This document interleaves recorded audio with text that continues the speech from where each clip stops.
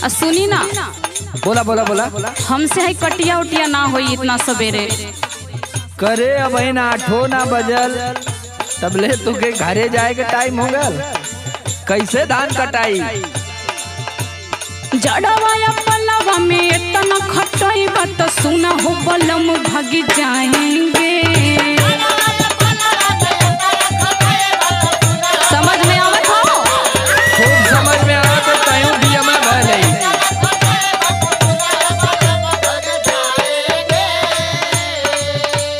जड़वाया पलवा में इतना खटाई बात सुना हो बलम भाग जाएंगे।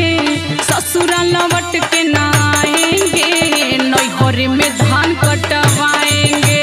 ठीक है।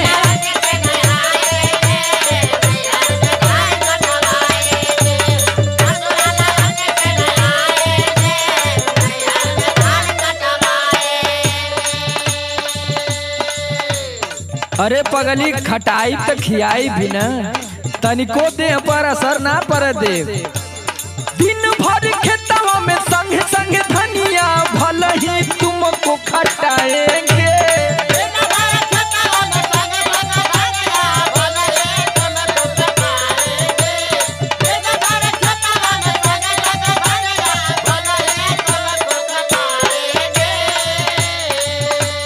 दिन भर खेतवा में संग संग धनिया भल ही तुमको खटाएंगे।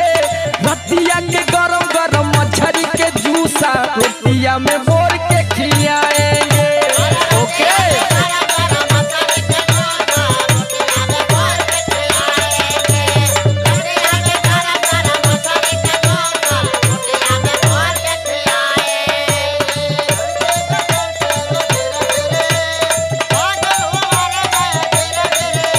जिया जिया।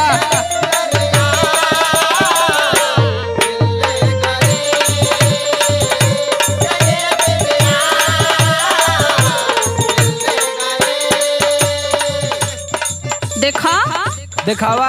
काम करवाओ बदे ते इतना तेज बोलेला। आज तक को पर्दा खरीदला का? तू का वहाँ से आलू डीएम बनई है? किनला ना साल एगो स्वेटर बाजार से आ चुभ चुभ पेट हमर गोड़ ताड़े जाड़ से। देहिया जो खाम पूरा देहले बतानी आ गिरो तारे नकिया से हर हर। जाता नी माई लगे भैया से कह के वही जुदा भैया कराएंगे।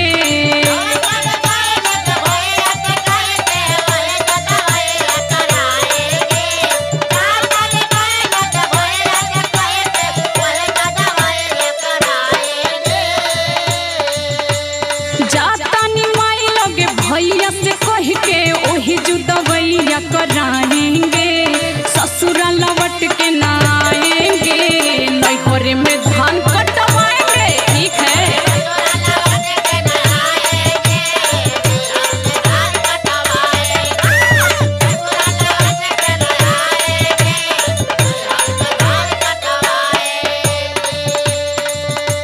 अब देख एक तो घाम भी लगत है, ऊपर से माथा भी ठनकत है।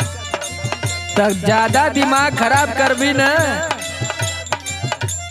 बड़ बड़ बोलबी उठा लेब डंडा धा देब पिठिया पे हो जाइबी। काम के बहाना रोज मरेली बुखार से। तोरो नाटक नौटंकी रोज देखती हम। हाँ हमार दुख तो के नौटंकी लागेला। काम के बहाना रोज मरेली बुखार से। देखिला कि आने के आवेला ससुराल से। हरिहानी के सगरी बोझवा तुमसे अकेले पिटवाएंगे।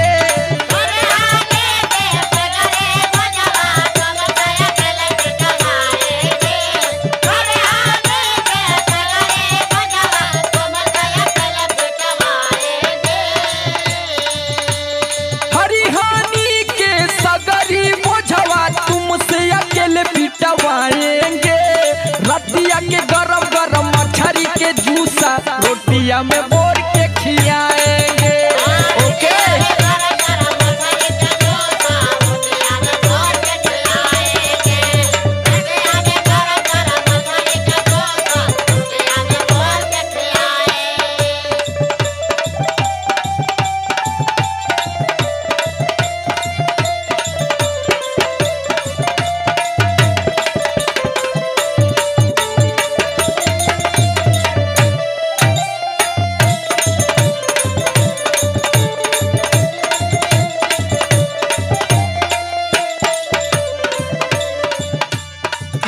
दिखावा। हम तो उससे डेरात नहीं है।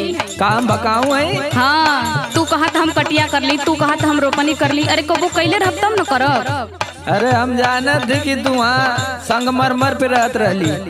सही सही कहिला त जाला खिसियाई, अनीक बिया ई हमा से शहर के।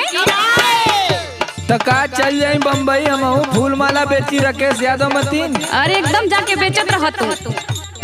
खेतिया में खटला के ई है त हाल बा, आ देहिया पे 500 के सड़ियो। समर लोग सुनला साफा, अब की जे बैग उठाएंगे।